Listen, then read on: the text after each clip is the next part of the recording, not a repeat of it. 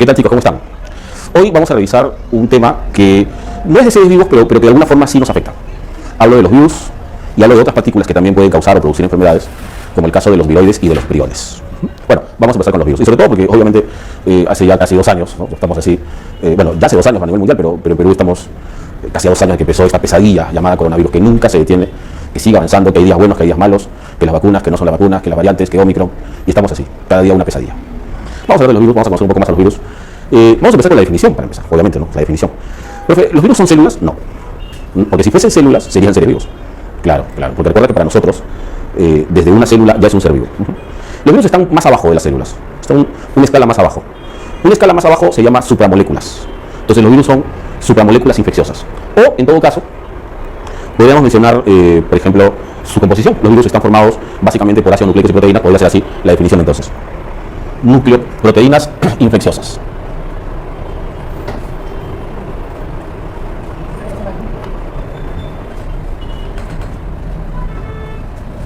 Ahí está. Esa podría ser una buena definición. Ya. A partir, obviamente, de sus componentes. Son núcleo, proteínas infecciosas. O sea, porque si están por debajo de célula, imagino que son partículas muy pequeñas, muy pequeñas, muy pequeñas. ¿Cómo están formados los virus? ¿Qué componentes presentan los virus? Ya, a ver. En los virus encontramos 2 componentes básicos. Primero, la cápside. Y segundo, el material genético. A veces le dicen también genoma viral, es lo mismo. Lo importante es saber que la cápside es la parte proteica y el material genético es el ácido nucleico. Eso es importante. Ya, ahora, vamos parte por parte. Primero, el tema de la cápside. Ya. La cápside es una cubierta. Esto es la cáscara, es como lo que representa para los frutos la cáscara, es como una cáscara. ¿Está bien? La cápside es como una cáscara, es una cubierta que debe proteger al material genético. Pero la cápside es proteica, pero es una proteína cuaternaria, en el sentido que está formado por subunidades. O sea, por ejemplo, mira aquí. Esto de aquí es una pieza. O sea, la cápside es como un rompecabezas. La cápside es como un rompecabezas formado por muchas piezas y cada una de estas piezas se llama capsómero.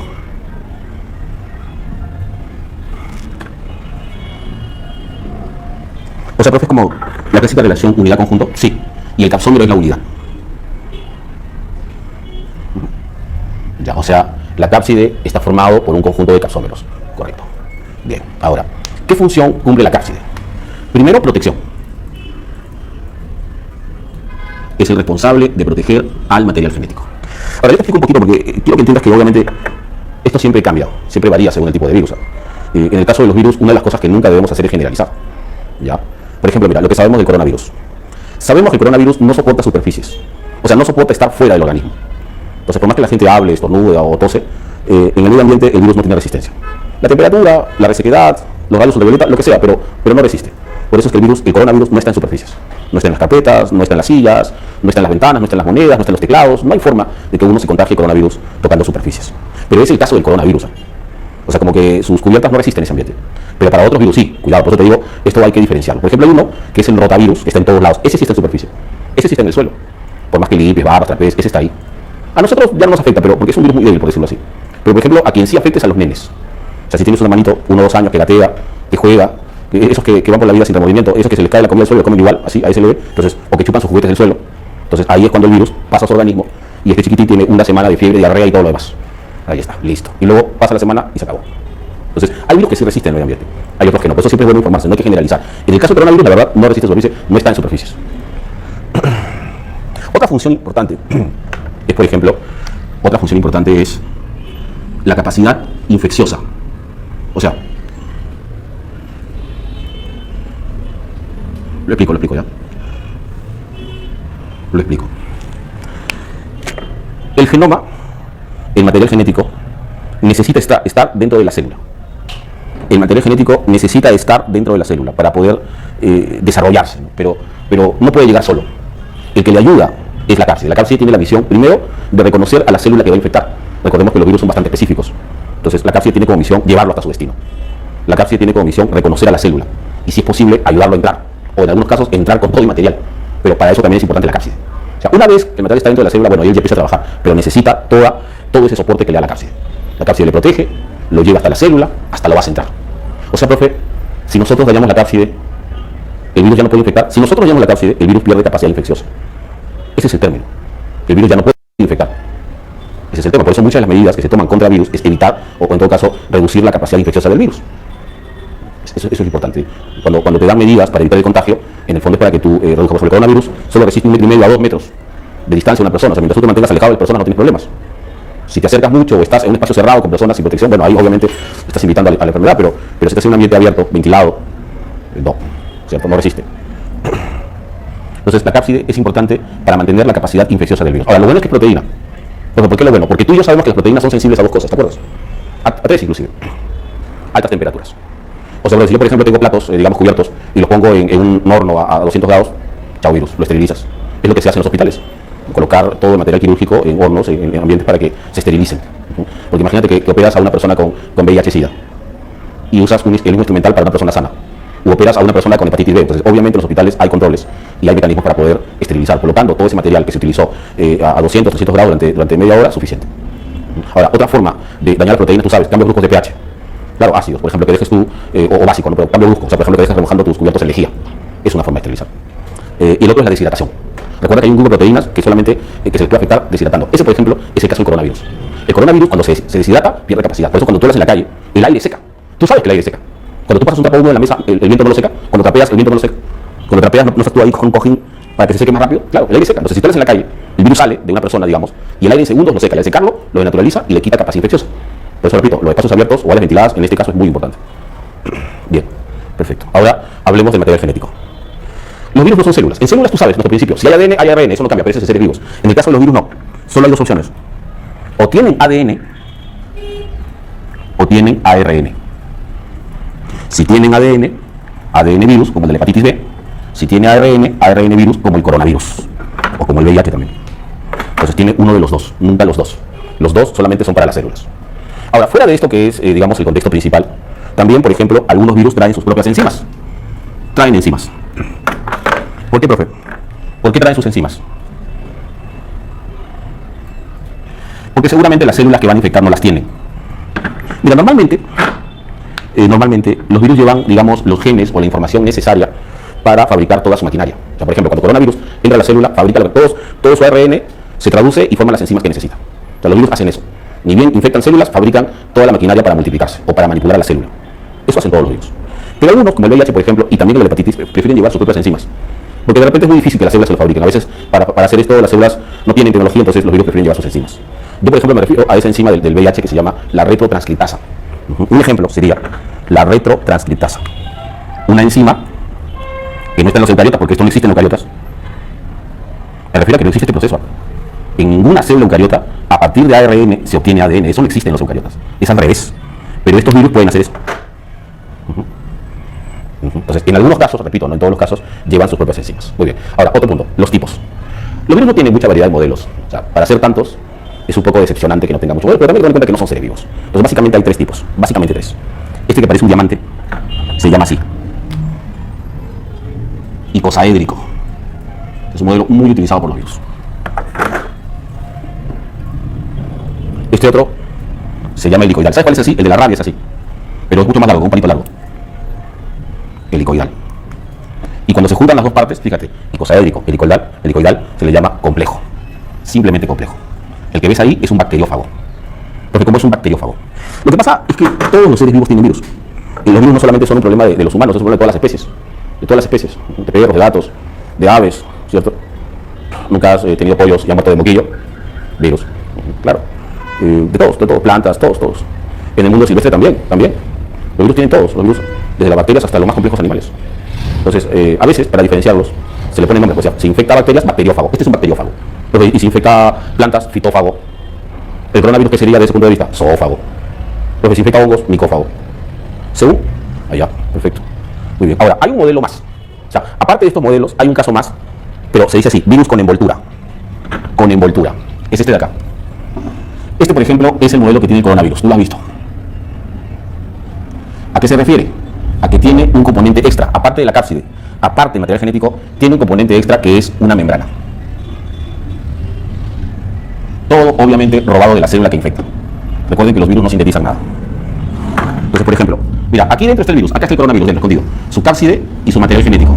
Pero tienen extra una envoltura membranosa. Entonces, ¿por qué hacen eso? Los que tienen envoltura membranosa lo hacen para escapar, para camuflarse de los sistemas de defensa. ¿No te has dado cuenta, por ejemplo? Mira, dos casos. El VIH, para empezar.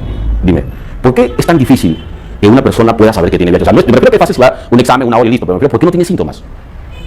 Como cuando tenemos gripe, por ejemplo, que todo el mundo se da cuenta. O cuando tienes varicela o sarampión. O hasta herpes, porque en herpes en 2 días te aparecen heridas. Pero cuando te contagias con VIH estás años y no sabes que eres portador. O sea, ¿qué hace el virus para que el sistema de defensa no se dé cuenta? Porque se supone que el sistema de defensa tiene que darse cuenta, ¿no? Y tiene que darte signos y síntomas, fiebre, malestar, dolor, inflamación, no sé, erupciones, vómitos, diarrea, no sé, algo. Pero ¿por qué estamos así, asintomáticos? Porque usan camuflaje y los sistemas de defensa no se dan cuenta. Lo mismo hace el coronavirus. Por eso que hay, de todos los casos, 80% asintomáticos. O están tranquilos, conversan, juegan, se divierten, viven su vida, pero están transmitiendo el virus. Entonces, muchas veces cuando los virus usan envoltura, lo hacen para no ser detectados por los sistemas de defensa. Ahora, cuando un virus usa envoltura, ya la cápside no puede ayudarle en la capacidad infecciosa. Esa función pasa a estas proteínas, estas de acá, que salen de la envoltura. Se conocen como espículas o, en inglés, las proteínas spike, que son las proteínas que le van a ayudar al virus a infectar células. Claro. O sea, profe, la cápside ya no, todo pasa a manos de Spike. Spike reconoce a la célula, Spike reconoce a la proteína de entrada, hace todo el trabajo para que el virus entre. Y mientras más sofisticado sea, más rápida la infección. Justamente cuando te hablan de las variantes no están tanto en su material genético, están en sus proteínas Spike, que cada vez son más eficientes para entrar. Y eso es lo que aumenta la capacidad infecciosa. O sea, las variantes que conocemos se diferencian por la capacidad infecciosa. La variante original tiene la capacidad de infectar a 1 o 2 personas. Delta, que era el más bravo, infecta de 5 a 6 y aparentemente Omicron infecta más. O sea, la capacidad infecciosa del virus aumenta o mejora a partir de la mutación que sufra esa proteína Spike. O sea, todo el rol de la cápside pasa al Spike cuando el virus está rodeado por una envoltura. Entonces, ahí tenemos, primera parte, estructura viral, tipos de virus y el caso especial de los virus con envolturas. Bien. Ahora vamos a revisar esta segunda parte y hablar un poco de las características de los virus. Primero, porque tenemos que definir bien cuáles son, o sea, si no son seres vivos, porque no lo son, entonces, ¿cuáles son sus características? Perfecto. Primera característica. Los virus son altamente específicos.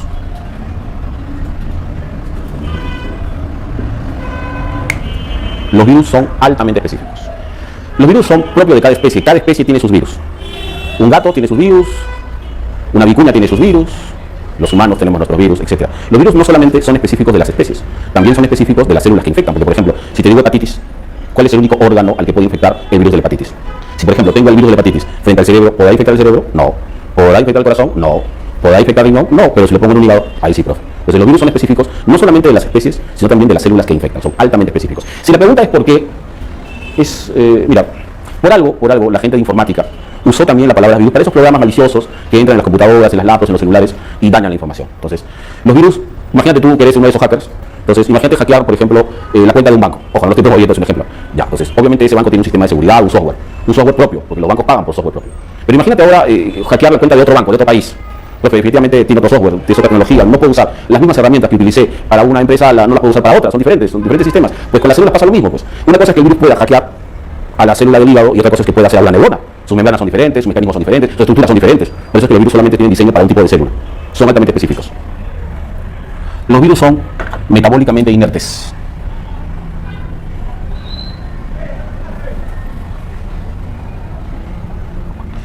El metabolismo es la capacidad que tienen las células para hacer dos cosas, o sintetizar compuestos o degradarlos, ana y cata. Y eso es lo que los virus no pueden hacer. Los virus no sintetizan, no tienen capacidad de fabricar absolutamente nada, porque no tienen la maquinaria para hacerlo. Sintetizar para una célula significa usar muchos recursos y muchas herramientas que los virus no tienen. Así es que para ellos es materialmente imposible poder sintetizar. Es como el Perú, por ejemplo, con los hidrocarburos. O sea, Perú puede producir petróleo, pero de ahí derivados no, eso requiere una planta especial. O sea, Perú puede transformar ese petróleo en plástico, pero no puede. Hay países que sí pueden, pero Perú no puede, porque no tiene tecnología para eso. No nos queda más que comprarlo, ya del exterior. Claro. En el caso de los virus es igual. El virus quiere proteína, pero no lo puede fabricar, tiene que entrar una célula para que lo fabrique. Justamente por eso, como los virus no son capaces de sintetizar, eso les obliga a ser parásitos intracelulares.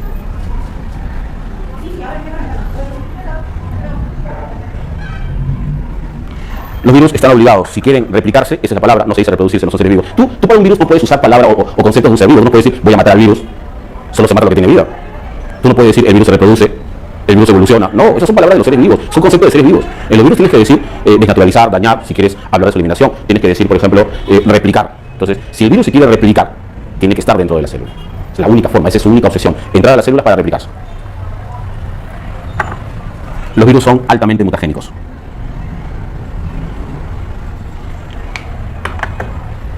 Sí, cuando estuve explicando lo específico, pensé un poco en lo que tú estarías pensando. Digo, pero entonces, ¿cómo puede pasar un virus el caso del coronavirus de los murciélagos al humano? Porque mutan. Los virus mutan todo el tiempo, tú lo estás viendo. Todo eso que llaman las variantes son mutaciones. ¿Y sabes cuál es el gran pánico y terror del mundo? Que mute tanto que prácticamente ni las vacunas ni haber tenido COVID sea suficiente para arrasar. Ese es el problema. O sea, todo el mundo tiene miedo que algún día el virus mute tanto que ya los sistemas de defensa, las vacunas no funcionen. Afortunadamente eso todavía no está sucediendo. Pero ustedes ven, cada vez que mutan, nos obligan a ponernos más vacunas. Ya, inclusive ya hablan de una tercera, cuarta vacuna. O sea, vamos a estar vacunándonos todos los años, 2 veces al año. Yo te hago esta pregunta, de aquí a un año, ¿de qué variantes estaremos hablando? Sí, es de terror pensar que de aquí a un año sigamos encerrados en Navidad, sigamos con restricciones, de verdad es de terror. Pero es que en la realidad los virus mutan bastante. Pero que se puede hacer algo para evitar la mutación, vacunarse. Es una opción. Reducir la tasa de contagio es una opción. O sea, mientras el virus más infecte, más muta. Y a veces inclusive mientras más restricciones le ponen, más muta también para escapar de las restricciones. Entonces es muy difícil combatir un virus. Está bien, pero los virus pueden mutar. Ahora, olvidándonos de este punto, recordemos, no sé si te acuerdas de la gripe porcina hace unos años, hace más de 10 años, que fue parecido, pero obviamente no era tan grave como este, ¿no? Porque por lo menos en gripe tú tienes síntomas y puedes saber si eres contagioso o no y cuidarte. Pero aquí no hay síntomas. Tú puedes andar por la calle contagiando a todo el mundo, con todas las personas que hables, para empezar. Y más si no están vacunados. Entonces, en la gripe porcina, mal llamada porcina, H1N1, pero se llamó así porque saltó del cerdo al humano. O sea, era el virus del cerdo que sufrió tanta mutación que ya estaba listo para saltar al humano. Eso es lo que hacen los virus también. Son altamente mutagénicos y eso les puede permitir entrar a otros organismos. Y una vez que están adentro, seguir mutando para hacerse más especialistas. Mira que la primera variante de Wuhan, no sé si pronuncia así, solo infectaba los pulmones, bronquios internos. Estas nuevas variantes infectan todas las vías respiratorias. O sea que, por ejemplo, si tengo Ómicron, todo tuyo, o sea, con una muestra pequeña es suficiente que sea positivo, porque si ya está ahí, las últimas variantes son más infecciosas que la primera. Es más fácil detectarlos, porque están en vías respiratorias altas. Los virus son termosensibles. Esto debido a su carácter proteico. Tú y yo sabemos que las proteínas son sensibles a las altas temperaturas. Obviamente, por ejemplo, cuando hago fiebre, la fiebre es un signo que tengo una infección, que mi sistema de defensa está haciendo fiebre para bloquear o dañar a esas proteínas extrañas que en inmunología se le dice antígenos. Pero también es cierto que muchos virus soportan la fiebre. O sea, por ejemplo, el VIH soporta más de 45 grados y tú haces fiebre a 40 grados, o sea que no le afecta en nada. Y con el coronavirus es parecido también, porque tú haces fiebre y igual no reduces la infección.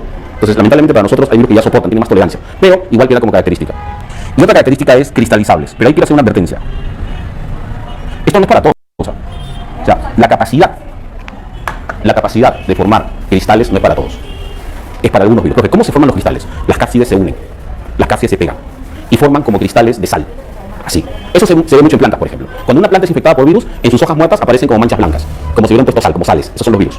Si tú tocas esos virus y tocas las hojas de una planta sana, la infectas. Algunos virus son cristalizables, no es para todos. Bien. En cuanto a los tipos, bueno, esto básicamente lo estoy colocando en función del humano, ¿eh? Por ejemplo, dermotrópico, se infecta en la piel, tipo la varicela, tipo el sarampión. Y el primer virus que erradicó el humano en los 70s, la viruela, súper contagiosa. ¿Sabes cómo se erradicó la viruela? Con vacunación masiva. Neurotópico, cuando infecta el sistema nervioso, tipo la rabia, tipo el herpes, tipo la polio. En Perú no hay polio desde hace décadas. Antes sí, la polio afectaba la médula espinal y provocaba a la persona dificultad para caminar. O sea, que sea muy frecuente ver personas con esa discapacidad producto de un virus. Pero la vacunación en el mundo la erradicó también. Lo malo es que todavía existe polio en algunos países del mundo. Entonces, mientras no se erradique por completo, todavía tiene que seguir colocándose la vacuna en países como el nuestro, aunque la verdad polio aquí ya no se le ve hace décadas. El herpes es una infección que se da por vía oral o vía sexual, pero se manifiesta rápidamente con llagas o heridas. El virus se localiza en los nervios sensibles, sensores, y avanza hasta el cerebro y se aloja ahí por el resto de tu vida. Así que cuando tú ya tienes, digamos que te formas de herpes, cuando eres un veinteañero, cuando tienes 60, 80 y bajan tus defensas, el virus vuelve a expresarse. La rabia afecta a los nervios también, puede llegar al cerebro y es transmitida muchas veces por mordedura de animales. Pero ¿qué es flebotrópico? Cuando afecta a los vasos sanguíneos, como el caso, por ejemplo, del ébola, o como el caso del dengue hemorrágico, porque son dos tipos de dengue. Este es el más peligroso. Estos virus rompen vasos sanguíneos y producen, obviamente, lesiones severas, hemorragias internas. Uno puede vomitar sangre, otras diarreas de sangre, por ejemplo. Viscerotrópico, cuando infectan órganos internos, tipo el de la hepatitis A o la hepatitis B. La hepatitis A, que entra por vía oral con los alimentos, y la hepatitis B, que entra por vía sexual. Los linfotrópicos, cuando afectan a los linfocitos, como el caso del VIH. Y afecta a los linfocitos de CD4. O sea, podemos clasificar a los virus dependiendo del tipo de células o tejidos u órganos que son afectados por ellos. ¿Está bien? Segunda parte. Bueno, ahora vamos a conversar sobre la forma en que actúan los virus. ¿Cuál es su modo de acción? ¿Cómo infectan a las células? ¿Cuáles son las etapas? Bueno, los virus tienen dos mecanismos. Hay dos opciones. Hay un ciclo que es muy agresivo, que termina con la muerte de la célula hospedera, que es el ciclo lítico. Pero hay otro que es diferente, que tiene un final distinto. Pero vamos a comenzar. Ciclo lítico. ¿Cómo actúan los virus, profe? ¿Cómo es la forma de acción de un virus? A ver, paso a paso. El paso número 1 es la fijación. Es el momento en que el virus encuentra a la célula que va a infectar, que le llamaremos así, célula hospedadora. Para nosotros, la víctima. Una de las dudas, por ejemplo, que siempre existe, pero ¿cómo hace un virus, siendo una partícula tan pequeña, que no puede moverse para infectar o encontrar a una célula? ¿Cómo el virus puede encontrar a la célula que va a infectar? Bueno, eso es la cualidad, esa es una de las características de los parásitos, el oportunismo. Los parásitos son oportunistas. ¿Cómo es eso, profe? ¿Cómo son oportunistas? Los parásitos aprovechan de ciertas ventajas o costumbres. Por ejemplo, tenemos, mira, por ejemplo, esto lo leí hace poco, referente a lo que está sucediendo, por ejemplo, con el coronavirus. Adivina cuáles son los países que tienen mayor incidencia del virus. Los que están en vías de desarrollo, los pobres, en comparación con los países ricos, en una proporción de 30-70. O sea, la mayor proporción de coronavirus es en los países en vías de desarrollo, porque no existen, y también las tasas de fallecidos, porque no existen los adecuados sistemas de salubridad, de hospitalario, etcétera, problemas políticos. Tú te imaginas todo ese rollo. Entonces, obviamente, para un virus, llegar a un país con ese tipo de problemas, donde la gente vive hacinada, en condiciones inadecuadas, pues obviamente es un festival de la infección. Es como lo que pasa, por ejemplo, con la tuberculosis. Hay un rato del mundo virus. Si las personas viven hacinadas, si 5 o 6 personas duermen en un solo cuarto, sin ventilación, sin nada, pues obviamente eso permite que la enfermedad se propague. Entonces, una de las cosas que favorece a los parásitos es el oportunismo. Esperan la oportunidad. Una vez que el virus encuentra la célula, procede a la infección. Esto se conoce como inyección. Mira, en este caso, el que está entrando es el material genético, porque esa es la parte que va a actuar contra la célula. La cápside ya cumplió su misión. La cápside cumplió la misión de llevarlo hasta la célula y listo. Y en este caso lo envía, lo inyecta dentro de la célula. En algunos casos, la cápside también podría entrar, pero como te digo, una vez que entra se desarma, porque aquí lo que vale es el material genético. La cápside ya cumplió su misión, hasta ahí llegó. Ahora, ¿qué es lo que pasa cuando el material genético entra a la célula? Como digo yo, da una especie de golpe de estado, porque empieza a controlar todo el mecanismo metabólico de la célula. Por ejemplo, bloquea la síntesis de proteínas celulares y en vez de eso obliga a la síntesis de proteínas virales, es decir, transforma la célula para que trabaje en función del virus. Toda la célula ahora empieza a operar como un esclavo para el virus. Y es por eso que llegamos a esta etapa. Esta etapa que se conoce como la replicación. Los virus se replican, no se reproducen. En la replicación, las células fabrican en masa, en cadena, todos los componentes virales. Toda la célula se dedica íntegramente a trabajar para el virus, fabricándole miles de partículas por segundo. Luego, una vez que fabrican las partes, las juntan, porque tú comprenderás que las proteínas y los ácidos nucleicos no se fabrican en el mismo lugar y son mecanismos distintos. Entonces, una vez que las piezas ya están listas, hay que juntarlas. Esa etapa se llama así, el ensamblaje. Profe, ¿y todo eso lo hace la célula? Sí. ¿No se da cuenta? Está manipulada por el virus. No se da cuenta. Está trabajando para el virus. En el ensamblaje se forman las partículas virales, ya están listas, y a continuación salen de la célula, la mayoría de las veces matándola. Eso se llama lisis. Y eso es lo que determina este ciclo agresivo que termina con la muerte de las células. Ahora, este final también puede variar, porque por ejemplo, el coronavirus no hace eso. ¿Sabes por qué no hace eso? Para no despertar a los sistemas de defensa. Cuando un virus mata a la célula, entonces automáticamente los sistemas de defensa se activan y actúan contra el virus. El coronavirus no hace eso. Sale de forma silenciosa, sin matar a la célula. Primero la mantiene con vida para que siga fabricándole más componentes y segundo para no llamar la atención de los sistemas de defensa. Por eso es que existen los asintomáticos. O sea, los sistemas de defensa ni se enteran. El virus se está multiplicando dentro de la persona está infectando a todo el mundo, pero el sistema de defensa de esa persona ni se entera. A veces el final es diferente. Y luego tenemos este otro caso, es distinto. El ciclo lisogénico. ¿En qué es diferente? Ya mira. La primera parte es similar. Fijación. El virus encuentra a la célula que va a infectar. La segunda parte es igual. Inyección. El material genético entra a la célula. Pero aquí está la parte diferente. Recordemos que en este caso, cuando entra el material genético, da una especie de golpe de estado y lo obliga a que la célula le replique sus componentes. Pero aquí el final es distinto. El virus no se replica.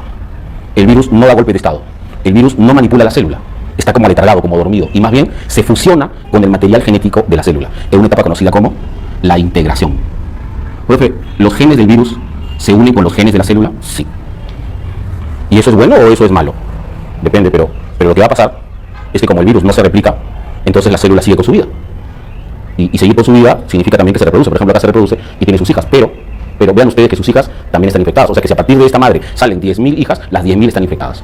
O sea, profe, ¿todos van a ser portadores del virus? Sí. ¿Eso es bueno? Mira, hay 3 opciones. En este punto hay 3 opciones.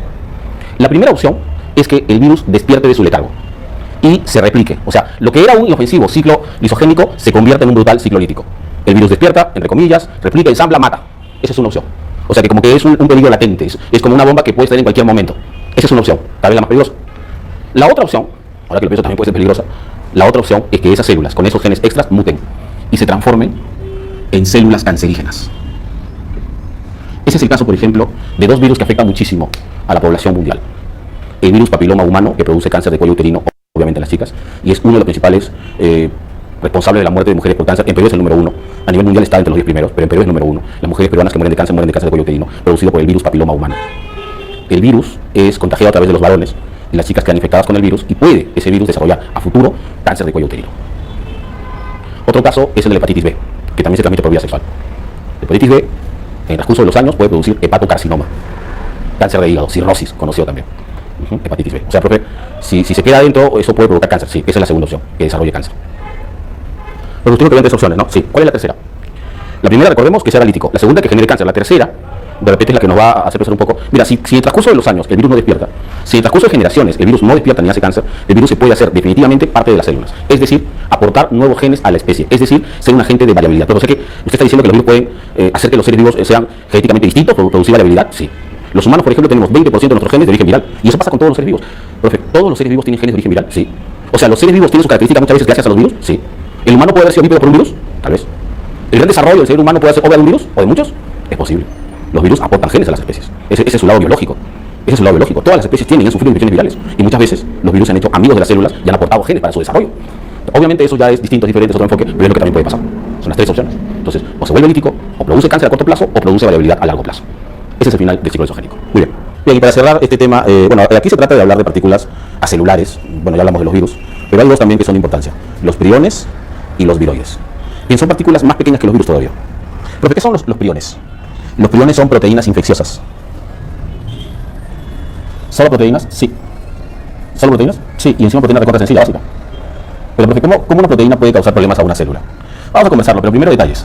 Los priones solamente infectan a los animales. Y solamente al sistema nervioso.